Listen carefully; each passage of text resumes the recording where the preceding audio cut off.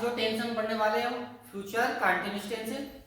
इससे पहले हमने फ्यूचर इंडेफिनिट टेंस पढ़ा था और आज फ्यूचर कंटिन्यूअस टेंस जिसकी पहचान है रहा होगा, रही होगी, रहे होंगे, रहा होऊंगा।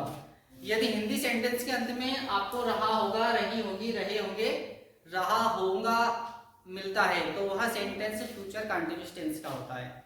इस टेंस के हेल्पिंग वर्ब दो है, फर्स्ट है शेल बी और सेकंड है विल बी।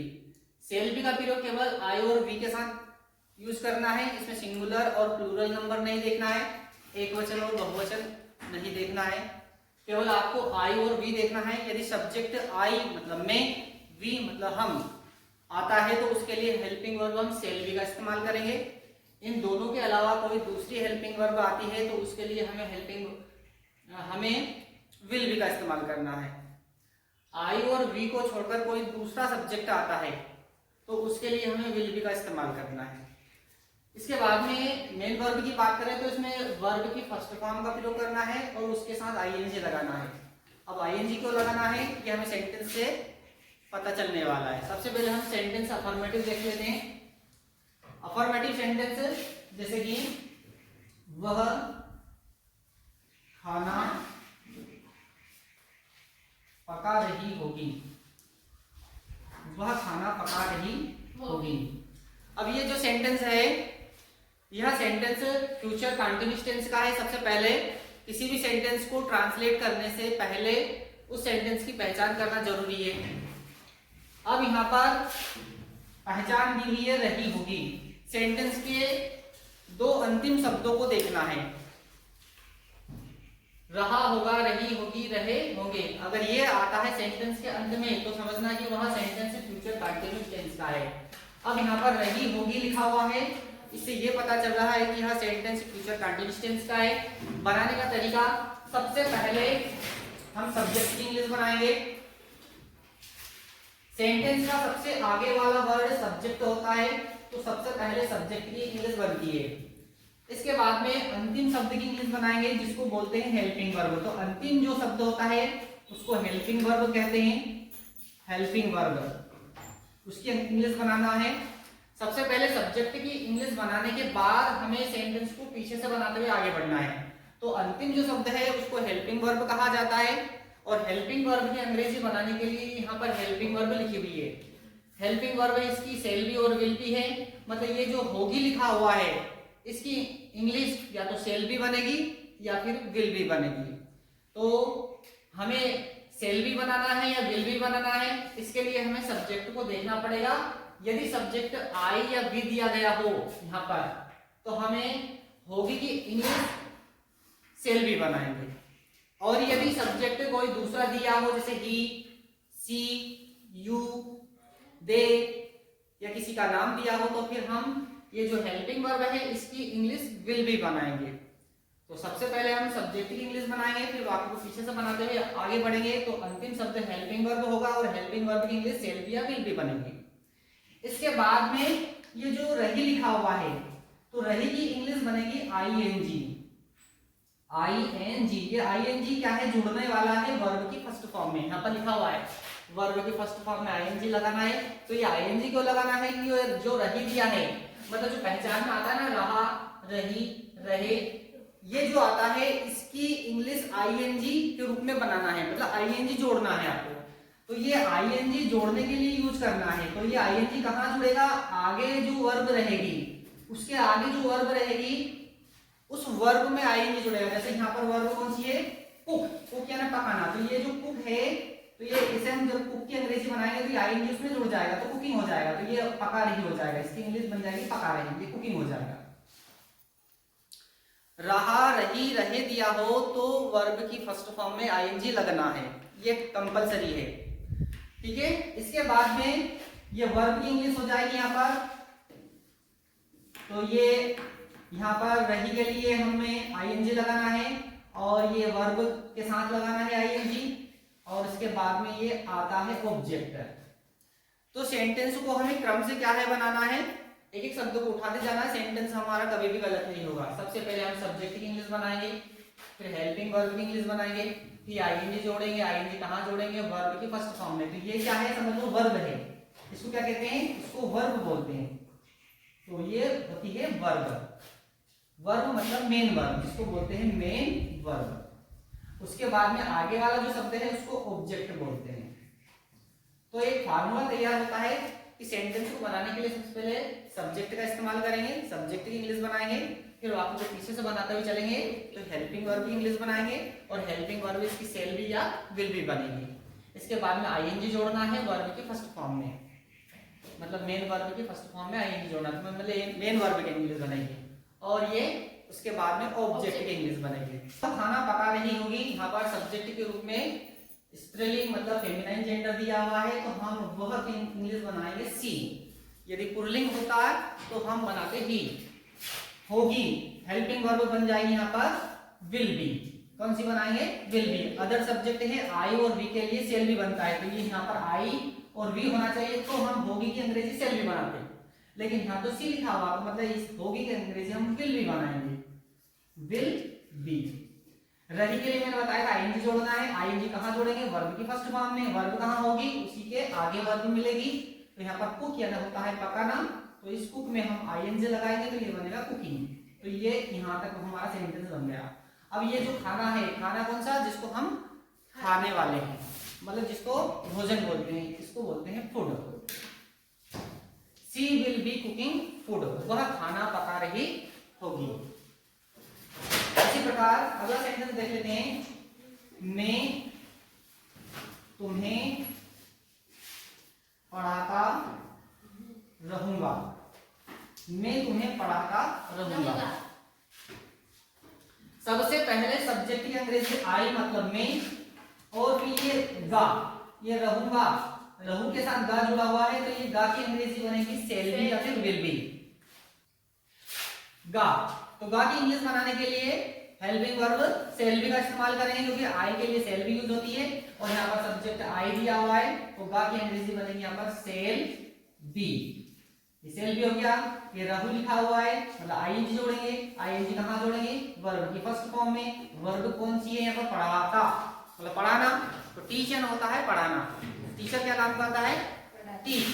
तो यहाँ पर टीच मीन्स पढ़ाना, तो ये टीच में हम आईएनजी लगाएंगे, टीचिंग। और ऑब्जेक्ट दिया है तुम्हें, तो तुम्हें को बोलते हैं you. I shall be teaching you, मैं तुम्हें पढ़ाता रहूंगा। इसी प्रकार अगर सेंटेंस नेगेटिव होता है, हम नेगेटिव सेंटेंस देख लेते हैं। नेगेटिव सेंटेंस कौन से होते हैं, जिनमें नॉट आता है। नेगेटिव सेंटेंस, नेगेटिव सेंटेंस देख लीजिए, ऐसे सेंटेंस जिसमें नहीं लिखा हुआ है, नोट उसमें लगाना है। तो नोट की इंग्लिश कहां बनाएंगे, नोट का नियम यह है कि नोट हमेशा हेल्पिंग वर्ब के ठीक बाद लगता है। यदि हेल्पिंग वर्ब दो शब्द वाली दी हो तो हेल्पिंग वर्ब के बीच में नोट लगाना है। जैसे यहाँ पर हेल्पिंग वर्ब सेल भी दी हुई है, तो सेल बी के बीच में नोट लगाएंगे तो हमारा सेंटेंस बनेगा सेल नॉट बी। अगर विल बी का इस्तेमाल होगा तो हम विल बी के बीच में नोट लगाएंगे, तो विल नॉट बी। तो नेगेटिव सेंटेंस में नोट कहां लगने वाला है, सेल बी और विल बी के बीच में। यदि एक शब्द वाली हेल्पिंग वर्ब होती है तो हेल्पिंग वर्ब के ठीक बाद नोट लगता है, और यदि दो शब्द वाली हेल्पिंग वर्ब होती है तो हेल्पिंग वर्ब के बीच में नोट लगता है। यदि यही सेंटेंस ऐसा होता, देख लीजिए, वह खाना पका रही होगी, ये सेंटेंस अफर्मेटिव है यहाँ पर, और यदि ये सेंटेंस नेगेटिव होता है तो वह खाना नहीं पका रही होगी।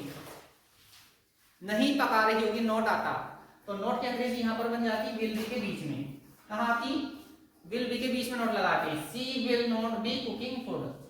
मैं तुम्हें पढ़ाता रहूंगा, यदि ये सेंटेंस नेगेटिव होता तो कैसा होता, मैं तुम्हें नहीं पढ़ाता रहूंगा। तो यहाँ पर ये जो सेल बी दिया हुआ है, इस सेल बी के बीच में नोट आ जाता, तो हो जाता सेल नॉट बी। आप झूठ नहीं बोल रहे होंगे। सेंटेंस यहाँ पर नेगेटिव है, नॉट लगा हुआ है, नहीं लिखा हुआ है, इसका मतलब सेंटेंस नेगेटिव है। ये जो दोनों सेंटेंस है ये अफर्मेटिव सेंटेंस थे, क्योंकि इनमें नहीं लिखा हुआ था, क्या नहीं था, है ना। इसमें नहीं लिखा हुआ है, इसमें सेंटेंस को नेगेटिव मानेंगे। अब नेगेटिव मानेंगे तो नोट लगाना पड़ेगा, और नोट करने में कि नोट हेल्पिंग वर्ब के या तो बाद लगता है, या हेल्पिंग वर्ब दो शब्द वाली हो तो हेल्पिंग वर्ब के बीच में नोट लगता है। सबसे पहले सब्जेक्ट की इंग्लिश बनाएंगे यू। यू का मतलब होता है आप, होंगे। लिए हम हेल्पिंग वर्ब विल बी का उपयोग करेंगे, तो विल बी के बीच में नॉट लगा देंगे, विल नॉट बी। रहे दिया हुआ है, आईएनजी लगाना है। आईएनजी कहां लगाएंगे? वर्ब की फर्स्ट फॉर्म। वर्ब कहां मिलेगी?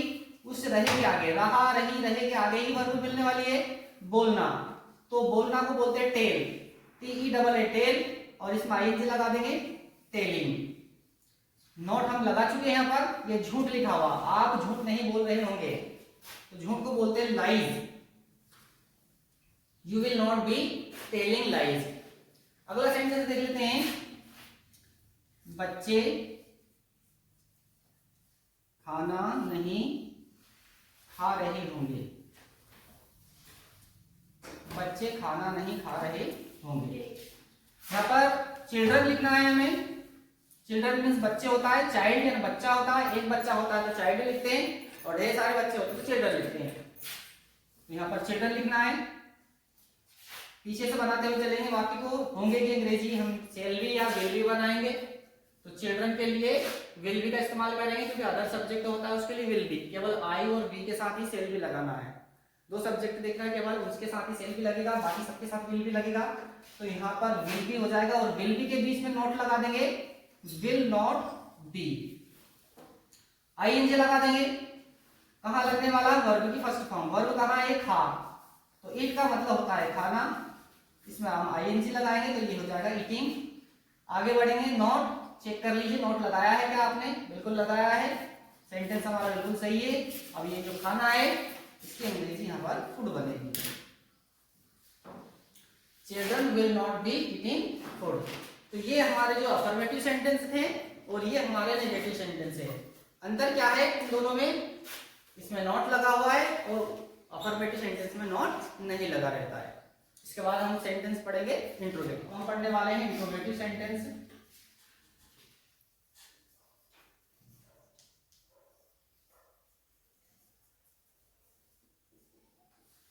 इंट्रोगेटिव सेंटेंस का मतलब होता है प्रश्नवाचक वाक्य। ये जो अभी हमने सेंटेंस अफर्मेटिव और नेगेटिव पढ़े थे, उन्हीं सेंटेंस को हम इंट्रोगेटिव बना सकते हैं। इंट्रोगेटिव सेंटेंस बनाने के लिए क्वेश्चन वर्ड का इस्तेमाल होता है। जैसे क्या, क्यों, कब, कहां, कैसा, कौन, है ना। इस टाइप के वर्ड अगर मान लो इस्तेमाल होते हैं तो वहां सेंटेंस इंट्रोगेटिव होता है। तो इंट्रोगेटिव सेंटेंस देख लीजिए, क्या वे चाय पी रहे होंगे? क्या वे चाय पी रहे होंगे? यह सेंटेंस इंट्रोगेटिव है।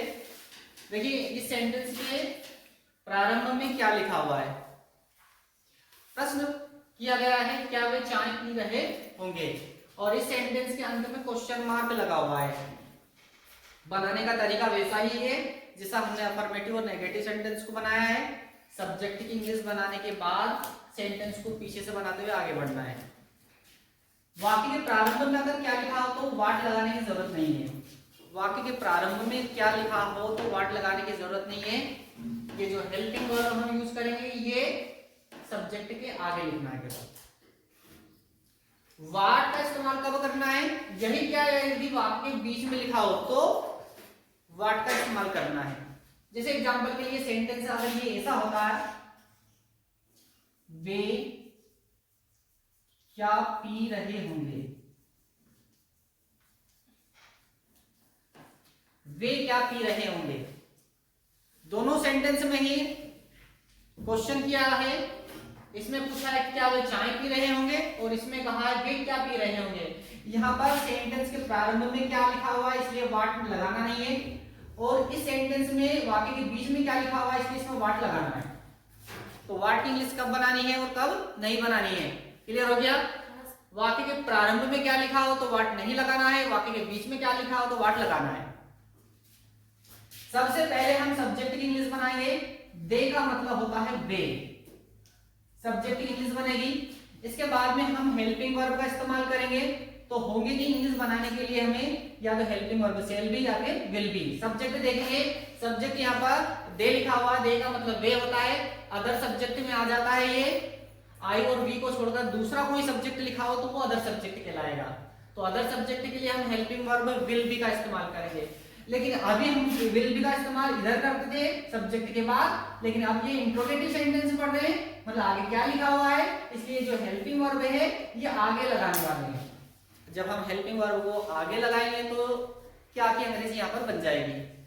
तो यहाँ पर हम विल को आगे लिखेंगे, केवल विल आगे लिखेंगे, और ये जो बी लिखा है ये हम सब्जेक्ट के पीछे लिखेंगे। ऐसा आधी हेल्पिंग वर्ब सब्जेक्ट के आगे लिखेंगे और आधी हेल्पिंग वर्ब सब्जेक्ट के पीछे लिखेंगे। कौन से सेंटेंस में करना है ऐसा? इंट्रोगेटिव सेंटेंस जिसमें क्वेश्चन किया गया हो, ये वाला तरीका आपको याद रखना है। अब आता है रहे। रहे के लिए हमने आपको बताया है आईएनजी लगाना है। आईएनजी कहाँ लगाएंगे? वर्ब की फर्स्ट फॉर्म वर्ब कहाँ है, उसी के आगे वर्ब मिलेगी आपको। रहे के आगे वर्ब मिलेगी पी, तो पीना को बोलते हैं ड्रिंक। ड्रिंक का मतलब पीना होता है, ठीक है। लेकिन चाय को पिया नहीं जाता, वैसे लिया जाता है। पीना और लेना में अंतर है। पीने का मतलब एक साथ हम पी जाते हैं, और लेने का मतलब एक एक घुट कर लेते हैं। जैसे चाय एक घुट, फिर थोड़ी देर बाद एक घुट लेते हैं। तो इसलिए यहाँ पर हम ड्रिंक का उपयोग ना करते हुए हम टेक का इस्तेमाल करेंगे। कौन सी वर्ब यूज करेंगे यहाँ पर? Take, T-A-K, take. अगर आप यहाँ पर ड्रिंक यूज करते हो तो भी सेंटेंस गलत नहीं माना जाता। ड्रिंक भी लगा सकते हैं, लेकिन ज्यादा बेटर टेक यूज होगी। तो हम यहाँ पर टेक लगाएंगे, तो यहाँ पर टेक में लगाना है, टेक का इस्तेमाल करेंगे, और टेक के लिए हम आईएनजी लगा देंगे। रहे दिया हुआ है, तो आईएनजी लगाने के लिए आप ध्यान रखें, अगर वर्ब के अंत में ई दी गई हो तो ई को हटा के ही आईएनजी लगाएं। आखिरी में ई दी गई है, इस ई को हटा के हम आईएनजी लगाएंगे, इस टाइप से टेकिंग। तो यहाँ हो गया पी रहे। अब चाय की इंग्लिश हो गई यहाँ पर T. Will they be taking tea? Sentence के अंत में क्वेश्चन मार्क लगाना है। Will they be taking tea? क्या वे चाय पी रहे होंगे? अब नीचे वाला सेंटेंस देख लीजिए। जैसा हमने ऊपर सेंटेंस बनाया था, ऐसा ही नीचे वाला सेंटेंस बनाना है। अब अंतर क्या है? केवल इसमें क्या की इंग्लिश बना देना है, व्हाट। कहां बनाएंगे? सबसे आगे, मतलब हेल्पिंग वर्ब से भी आगे। देख लेते, सबसे पहले हम इसकी इंग्लिश बना देते हैं, इस क्या की इंग्लिश बना देते हैं सबसे आगे, व्हाट लगा देते हैं सबसे पहले। आपने क्वेश्चन में भी देखा होगा, व्हाट लगा हुआ सबसे आगे ही मिलता है। तो सबसे पहले व्हाट। अब देख लेते हैं हम सब्जेक्ट क्या है इसमें, दे। तो देखिए यहाँ पर ये सेंटेंस कौन सा है? इंट्रोगेटिव है। जो हेल्पिंग वर्ब है ना, ये आगे ही यूज करना है इसके सब्जेक्ट के। सब्जेक्ट क्या है यहाँ पर? दे। तो दे लिखने से पहले हमें हेल्पिंग वर्ब लिखना है। मतलब ये जब हम दे का उपयोग करेंगे तो ये जो हेल्पिंग वर्ब है ये आगे ही आना चाहिए। देखो इसमें भी आगे आ रही है हेल्पिंग वर्ब, देखो, इसलिए यहाँ पर भी हेल्पिंग वर्ब आगे ही आएगी। तो आधी हेल्पिंग वर्ब विल आगे आ जाएगी और आधी हेल्पिंग वर्ब बी पीछे चली जाएगी। तो हम यहाँ पर विल आगे लगाएंगे और ये बी पीछे लगा देंगे। जैसे ये हेल्पिंग वर्ब लगा दी, ये आईएनजी लगा देंगे। आईएनजी कहाँ लगा देंगे? वर्ब की फर्स्ट फॉर्म। तो वर्ब कौन सी यूज कर रहे हैं हम यहाँ पर? टेक। टेक में आईएनजी लगा देंगे, तो we are taking. What will they be taking? Sentence के अंत में क्वेश्चन मार्क है। What will they be taking? वे क्या पी रहे होंगे? ऊपर वाला सेंटेंस भी इंट्रोगेटिव और नीचे वाला सेंटेंस भी इंट्रोगेटिव है ना, मतलब ये सेंटेंस क्वेश्चन वाला है। इसमें क्या की इंग्लिश बनी है सबसे आगे? देखिए ये वाला सेंटेंस और ये वाला जो सेंटेंस क्या अंदर आया, देखिए यहाँ पर सब्जेक्ट के आगे हेल्पिंग वर्ब आ रही है और सब्जेक्ट के पीछे हेल्पिंग वर्ब आ रही है। इसमें भी हमने भी सही करा है, ये सब्जेक्ट है, इसके आगे हेल्पिंग वर्ब आ रही है, पीछे भी हेल्पिंग वर्ब आ रही है। वर्ब की फर्स्ट फॉर्म आईएनजी आ रहा है, वर्ब की फर्स्ट फॉर्म आईएनजी आ रहा है। इसमें चाय की इंग्लिश बनाई है हमने, लेकिन इसमें चाय की इंग्लिश नहीं बनाई क्योंकि इसमें है ही नहीं, चाय लिखा ही नहीं। अंतर क्या है? ये जो क्या है सबसे आगे आ गया व्हाट, इसमें व्हाट लगा दिया, इसमें हमने व्हाट नहीं लगा क्योंकि आगे क्या लिखा हुआ था, इसमें व्हाट लगाने की जरूरत नहीं पड़ी। यहाँ वाक्य के बीच में क्या लिखा हुआ था, इसमें व्हाट लगाने की जरूरत पड़ी है। ठीक है, ये दोनों सेंटेंस आपके कंप्लीट हो गए, करो नोट। नेक्स्ट सेंटेंस है, क्या हम स्कूल आते रहेंगे?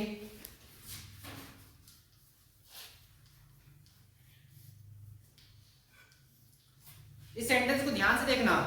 इस सेंटेंस को मैं अलग अलग तरीके से बना के दिखाऊंगा। क्या हम स्कूल आते रहेंगे? सबसे पहले देख लीजिए, क्या इंग्लिश यहाँ पर नहीं बनेगी, व्हाट नहीं लगाना है, केवल हेल्पिंग वर्ब है वो आगे लगाना है। सबसे पहले हम हेल्पिंग वर्ब का इस्तेमाल करेंगे। तो सबसे पहले देख लीजिए सब्जेक्ट, सब्जेक्ट क्या दिया है यहाँ पर? वी। वी का मतलब होता है हम। शुरुआत हमें सब्जेक्ट से करना है, क्योंकि सब्जेक्ट इंग्लिश बनाएंगे तभी तो हम हेल्पिंग वर्ब लगा पाएंगे। तो यहाँ पर बी का मतलब हम हो गया। अब इधर से लिखना शुरू करें। ये हेल्पिंग वर्ब हो गई गे, तो कौन से हेल्पिंग वर्ब इस्तेमाल करें, शेल बी या विल बी। तो देखिए यहाँ पर बी लिखा और बी के लिए helping verb shall be use करेंगे। तो शेल बी यूज करेंगे, लेकिन सेंटेंस इंट्रोगेटिव है तो आधी हेल्पिंग वर्ब आगे और आधी हेल्पिंग वर्ब पीछे। तो शेल सबसे आगे लगा देंगे हम यहाँ पर हम शेल लगा देते हैं और यहाँ पर बी लगा देते हैं, शेल बी। ऐसे ये हेल्पिंग वर्ब लगा दी, आईएनजी लगा देते हैं। आईएनजी कहाँ लगाएंगे, वर्ब की फर्स्ट फॉर्म में। वर्ब कहाँ है, रहेंगे आगे दी हुई है वर्ब, वर्ब ये आ रही है आते। तो कम का मतलब होता है आना, ये लिखा हुआ है कम, कम मीन्स आना। आईएनजी लगाना है, रहा रहे रही दिया हो तो आईएनजी लगाते हैं। अंतिम लेटर अगर ई दिया हो तो ई को हटा के आईएनजी लगाते हैं, इसलिए वर्ब में आईएनजी लगाते समय ये ध्यान रखें आप, अगर ई आपने दी हो तो उसको हटाना है। कमिंग। अब आगे आ रहा है स्थान, स्कूल। मैंने आपको दो वर्ब के बारे में बात बताई थी, एक तो कम और एक गो। कम और गो के आगे टू लगाना है यदि किसी जगह का नाम दिया गया हो, जैसे कौन सी जगह दी है, स्कूल, इसलिए coming to school, coming to school. और ये क्वेश्चन मार्क हो गया, हमारा सेंटेंस तैयार हो गया। Shall we be coming to school, क्या हम स्कूल आते रहेंगे। अब देखिए अगर यही सेंटेंस दूसरी तरीके से ऐसा लिखा होगा, देखिए अगर मान लो आपने एक क्वेश्चन वर्ड सुना होगा क्यों, इसको इंग्लिश में क्या कहते हैं, वाई। क्या बोलते हैं, वाई, है ना। अगर ये क्यों लिखा होता है इस वाक्य में, हम स्कूल क्यों आते रहेंगे, सेंटेंस कैसा होता, हम स्कूल क्यों आते रहेंगे, ये क्या के स्थान पर अगर क्यों लिखा होता, हम स्कूल क्यों आते रहेंगे, कैसे यहाँ पर क्यों, बीच में अगर मान लो क्यों आता है, हम स्कूल क्यों आते रहेंगे, सेंटेंस ऐसा का ऐसे ही रहता है, इंग्लिश ऐसी की ऐसी रहती है। अंतर क्या है, ये वाई लगा देते, कहां लगाते, सबसे आगे। आपने क्वेश्चन में देखा होगा ये क्वेश्चन वर्ड हमेशा सबसे आगे होते हैं, तो ये वाई यहां पर आगे आ जाता। Why shall we be coming to school, हम स्कूल क्यों आते रहेंगे। आपने क्वेश्चन वर्ड सुना होगा कब, कब, वेन का मतलब होता कब। अगर कब लिखा होता, ये क्यों के स्थान पर अगर कब लिखा होता, ऐसे लिखा होता कब, हम स्कूल कब आते रहेंगे, तो फिर क्या करते हैं हम, ये वेन लगा देते, कहां लगाते हैं हम, सबसे आगे, यहां वाई के स्थान पर वेन लिखा होता। When shall we be coming to school, हम स्कूल कब आते रहेंगे। हम स्कूल कहां आते रहेंगे, वेयर में कहां, है ना, स्कूल कहां है, जगह स्कूल का तो पता है, लेकिन ये कहां है स्कूल। मान लो आपने एक क्वेश्चन वर्ड सुना होगा कहां, वेयर में होता है कहां, हम स्कूल कहां आते रहेंगे। मान लो ये कब के स्थान पर कहां लिखा होता, तो फिर क्या करते, ये वेयर लगा देते, कहां पर, कब से आगे, ये वेयर आ जाता है यहां पर। कुछ नया दिख रहा है आपको कि जो क्वेश्चन वर्ड होते हैं ये हमेशा सबसे आगे इनकी इंग्लिश बनती है। हम स्कूल कैसे आते रहेंगे, कैसे आते रहेंगे, बैग के साथ आएंगे कि बिना बैग के साथ, बैग के साथ, है ना। तो आपने एक क्वेश्चन वर्ड सुना होगा कैसे, इसको बोलते हैं हाउ, हाउ मतलब कैसे है। तो और ढेर सारे क्वेश्चन वर्ड हैं जो सेंटेंस में अलग अलग तरीके से इस्तेमाल होते हैं, लेकिन ये सारे क्वेश्चन वर्ड का इस्तेमाल सेंटेंस में सबसे आगे ही यूज होता है। हेल्पिंग वर्ब सब्जेक्ट के आगे लगाना है और बी सब्जेक्ट के पीछे लगाना, बाकी तरीका वैसा ही है, बाकी को पीछे से बनाते आगे बढ़ते जाना है। सेंटेंस हमारा कभी गलत नहीं होगा, शब्द नहीं छूटना चाहिए, एक भी शब्द छूटा कि हमारा सेंटेंस गलत हो जाएगा। तो सबसे पहले क्या करना है, किसी भी सेंटेंस को ट्रांसलेट करने के लिए सबसे पहले सेंटेंस की पहचान कीजिए कि वह सेंटेंस कौन से टेंस का है। बस पहचान करने के बाद में हम उस सेंटेंस में उस टेंस की हेल्पिंग वर्ब लगा देंगे। तरीका आपको बता दिया है, सब्जेक्ट की अंग्रेजी बनाएंगे और वाक्य को पीछे से बनाते हुए आगे बढ़ते जाएंगे। रहा रही दिया तो आईएनजी लगा दीजिए, चुका चुकी दिया तो थर्ड फॉर्म लगा दीजिए, वाक्य की पहचान कर दीजिए। नेगेटिव सेंटेंस हो तो नॉट लगा दीजिए हेल्पिंग वर्ब के बाद में। और यदि इंट्रोगेटिव सेंटेंस है तो हेल्पिंग वर्ब आगे लगा दीजिए। बस इतना ही तो याद रखना है। टेंस का चार्ट अच्छे से याद कर लीजिए, सारे टेंस के नाम याद होना चाहिए, सारे टेंस की पहचान याद होना चाहिए, सारे टेंस के हेल्पिंग वर्ब याद होना चाहिए, और कौन सी टेंस में वर्ब की फर्स्ट फॉर्म यूज होती है, कौन सी में सेकंड फॉर्म यूज होती है, कौन सी में थर्ड फॉर्म यूज होती है। पूरी वर्ब की तीनों फॉर्म याद कर लीजिए, समझ लीजिए आपकी आधी ग्रामर कंप्लीट हो जाएगी। टेंस का चार्ट याद कर लीजिए और वर्ब की तीनों फॉर्म याद कर लीजिए, समझ लीजिए कि आपकी आधी ग्रामर कंप्लीट हो जाएगी।